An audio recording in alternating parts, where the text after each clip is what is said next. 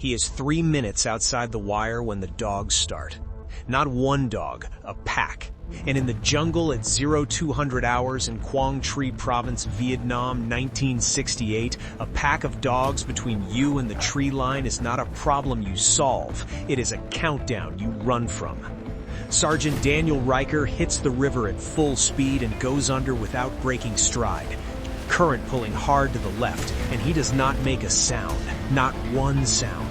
Because 3 minutes behind him is a Viet Cong prison camp that has held American prisoners for 11 months, and the men running it have spent the last 4 of those months doing things to Daniel Ryker specifically designed to make him never want to do exactly what he is doing right now.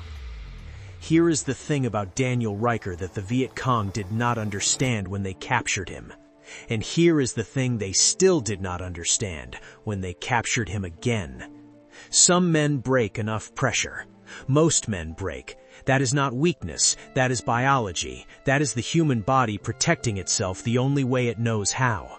But there are men, rare, almost impossible, built from something the rest of us cannot fully account for, who do not break, who go somewhere inside themselves that captivity cannot reach, who decide in the dark, in the pain, in the absolute isolation of a bamboo cage in a Vietnamese jungle that their captors will never, ever have the satisfaction.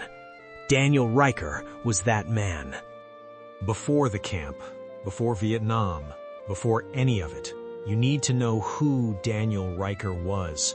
He grew up in Beaufort, South Carolina, youngest of 4 boys, in a house where his father, a Korean War veteran who never talked about Korea, not once, not ever, ran the house on 2 principles.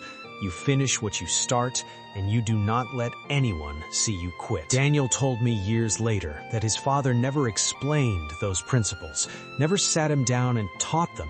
He simply lived them.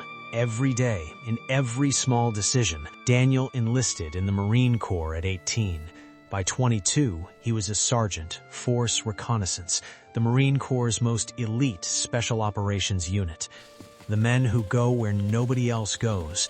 The men who operate alone, behind enemy lines, in silence, collecting intelligence that commanders need and that costs the collectors more than the commanders ever fully appreciate. He was 24 years old when he deployed to Vietnam in 1967. He had a photograph in his breast pocket, not a girl, not family, a photograph of the coastline outside Beaufort, the marsh grass and the water, and the particular color of the South Carolina sky in late afternoon. He told his bunkmate before they flew out that he kept it to remember what the world looked like when it wasn't trying to kill him. On March 14, 1968, something went wrong. His 4-man team walked into an ambush that his debrief would later confirm was not random, it was intelligence-driven. Someone, somewhere, had known they were coming. His team fought. 2 men made it out.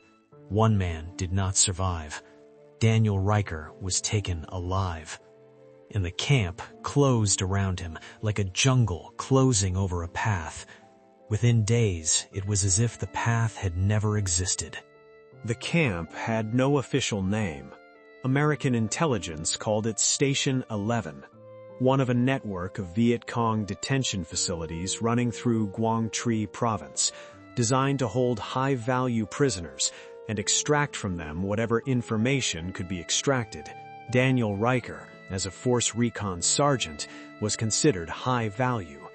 The camp commandant was a man Daniel knew only as the lieutenant. Thin, precise, patient in the way that patience makes patience frightening rather than virtuous. The lieutenant understood something that cruder men did not, that the fastest way to break a man is not always pain. Sometimes it is time. Sometimes it is the slow, systematic removal of everything that makes a man feel human.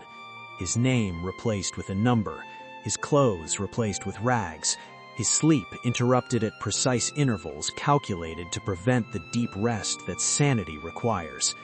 The lieutenant was not cruel for pleasure, he was cruel for information. That made him more dangerous than the ones who enjoyed it. For 4 months, Daniel gave them nothing operationally useful. Name, rank, service number, the rights guaranteed under the Geneva Convention that his captors acknowledged with the specific contempt of men who had decided those conventions did not apply to this jungle. He was punished for his silence in the ways that POW camps punish silence. He came through each punishment and said nothing new. He spent 3 months studying the camp the way Force Recon studies terrain. Every guard rotation, memorized. Every patrol pattern, cataloged. Every weak point in the perimeter wire, noted, evaluated, filed. He was building a map inside his head more detailed than anything he could have drawn on paper. He was doing his job. Inside the cage, in the dark, starving and sleep-deprived and in constant pain, he was doing his job. On the night of July 19, 1968, at 0200 hours, Daniel Ryker went through the wire for the first time. 4 days, 72 hours of moving only at night, drinking from streams, eating nothing, navigating by stars through triple canopy jungle that blocked everything except absolute darkness. 4 days of doing the impossible. And then, recaptured. Not brought back to Station 11. He was transported north, to a facility outside Hanoi that American prisoners had given a name that I will not repeat here, because the men who survived it deserve to name it for themselves. They were not trying to break Daniel Ryker for information anymore. They had assessed, correctly, that he would not give them operational intelligence. They were trying to break him as a demonstration, to make an example of the man who escaped, to show every other prisoner in every other camp what the ceiling of resistance looked like and what happened when you hit it.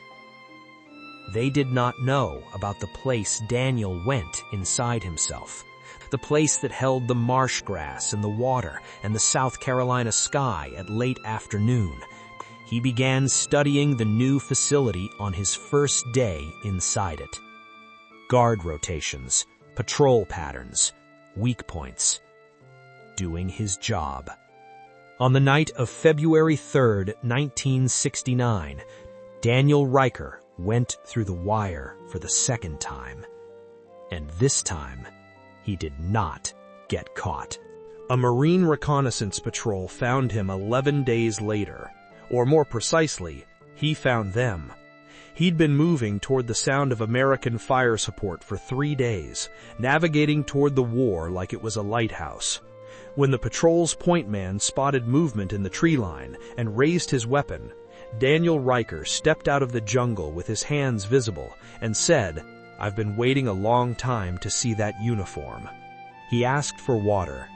Then he asked for a status report on his original team who had made it out of the ambush on March 14, 1968.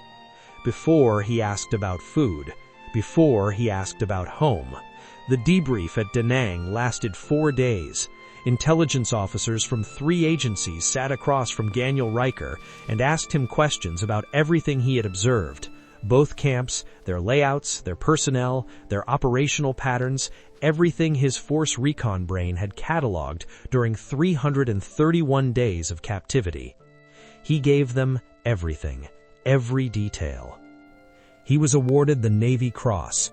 The citation runs 4 paragraphs and uses words like extraordinary and conspicuous and gallantry. This is scarred warriors. These are our stories. These are our scars. Sergeant Daniel Ryker, Force Reconnaissance Marine, the man they captured twice, the man they never broke once.